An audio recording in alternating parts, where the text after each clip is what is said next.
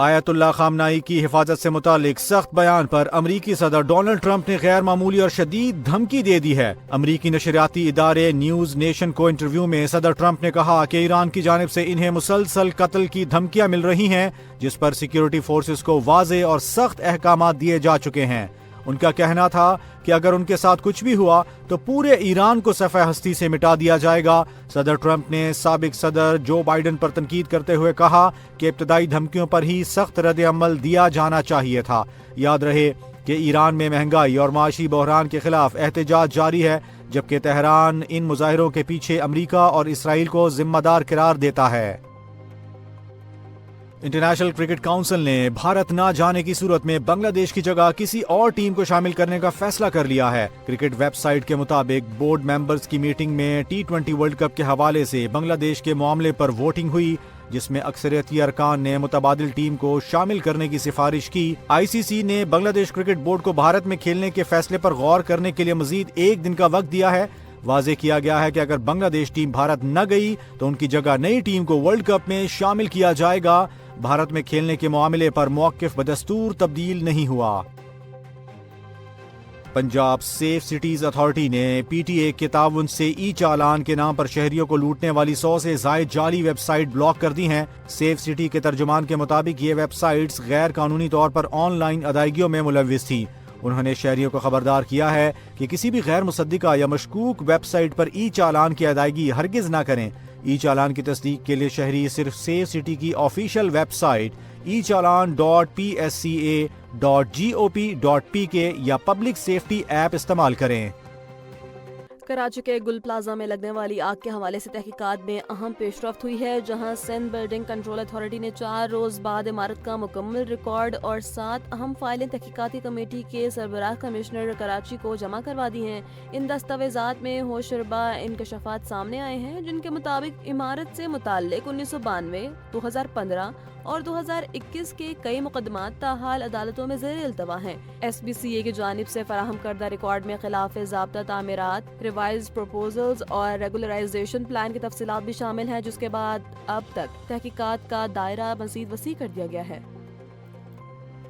Japan کی ایک عدالت نے سابق وزیر اعظم شنزو آبے کے قاتل ٹیٹسویا یاماگامی کو جرم ثابت ہونے پر عمر قید کی سزا سنا دی ہے۔ 45 سالہ مجرم نے 2022 میں ایک انتخابی مہم کے دوران شنزو آبے کو اس وقت گولی دے ماری جب وہ تقریر کر رہے تھے۔ استغاثہ نے اس واقعے کو جاپان کی تاریخ کا ایک سیاہ باب قرار دیا، جس نے پورے معاشرے کو ہلا کر رکھ دیا تھا۔ اگرچہ دفاعی وکلاء نے ملزم کے خاندانی حالات اور مالی مشکلات کا حوالہ دیتے ہوئے سزا میں نرمی کی درخواست کی تھی، تاہم عدالت نے جرم کی سنگینی کو مدنظر رکھتے ہوئے عمر قید کا فیصلہ برقرار رکھا۔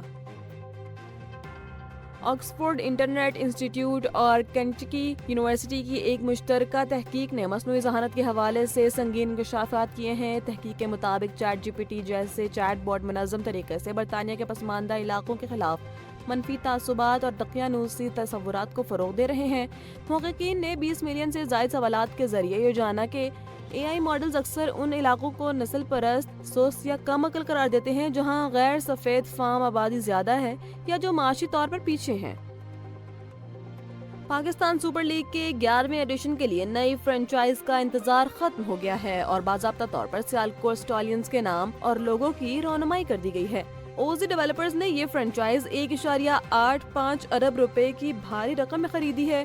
فرنچائز کے مالکان حمزہ مجید اور کامل خان کا کہنا ہے کہ اسٹالینز محض ایک نام نہیں بلکہ سیالکوٹ کی کرکٹنگ پہچان ہے اور وہ اس تاریخی نام کے ساتھ میدان میں اترنے کے لیے بے حد پرجوش ہیں۔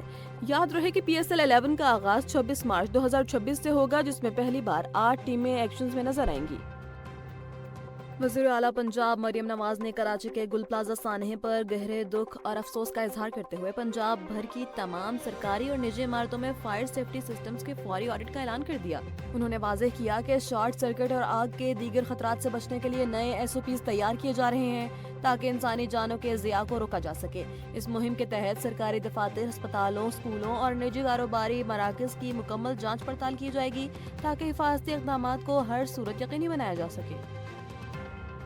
ڈپٹی کمشنر ساؤتھ جاوید نبی کھوسا نے گل پلازا کے ریسکیو آپریشن پر تازہ ترین اپ ڈیٹ دیتے ہوئے کہا کہ عمارت میں اب بھی 85 افراد لاپتہ ہیں، جن میں سے 39 افراد کی آخری لوکیشن موبائل ڈیٹا کے مطابق بلڈنگ کے اندر ہی آئی ہے۔ انہوں نے واضح کیا کہ جب تک ایک بھی لاپتہ شخص کا سراغ نہیں مل جاتا، عمارت کو گرانے کا فیصلہ نہیں کیا جائے گا۔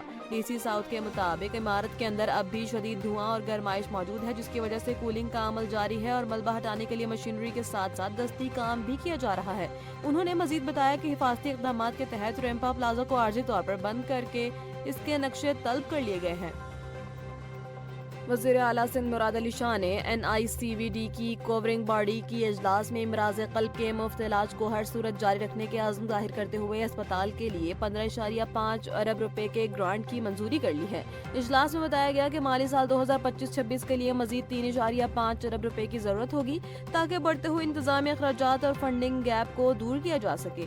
وزیر اعلیٰ نے ادارے کی شفافیت اور کارکردگی بڑھانے کے لیے اوپن مارکیٹ سے چیف آپریٹنگ آفیسر اور چیف فائنینشیل آفیسر کی فوری تقرری کی ہدایت بھی جاری کر دی ہے۔ مراد علی شاہ نے اعلان کیا کہ لانڈی میں زیر تعمیر 1200 بستروں کا کارڈک انسٹیٹیوٹ دنیا کا سب سے بڑا دل کا اسپتال ہوگا، جبکہ NICVD پہلے ہی دنیا کے سب سے بڑے اینجیوپلاسٹی سینٹر کے طور پر ابھر چکا ہے۔ اسرائیلی وزیر اعظم بنجامن نیتن یاہو نے امریکی صدر ڈونلڈ ٹرمپ کی دعوت پر غزہ بورڈ آف پیس میں شمولیت کا باضابطہ فیصلہ کر لیا ہے۔ امریکی صدر کے اس اہم امن اقدام میں بحرین، متحدہ عرب امارات اور آذربائیجان پہلے ہی اپنی شمولیت کی تصدیق کر چکے ہیں۔ اس بورڈ کا بنیادی مقصد غزہ کی تعمیر نو اور انسانی ہمدردی کے امور کی نگرانی کرنا ہے، تاہم اس کے چارٹر کے مطابق اس کا دائرہ کار مستقبل میں وسیع بھی کیا جا سکتا ہے۔ یاد رہے کہ صدر ٹرمپ نے اس بورڈ میں پاکستان کے وزیر اعظم شہباز شریف کو بھی شمولیت کی دعوت دے رکھی ہے، جو خطے میں امن و استحکام کے لیے پاکستان کے لیے کلیدی کردار کی اہمیت کو اجاگر کرتا ہے۔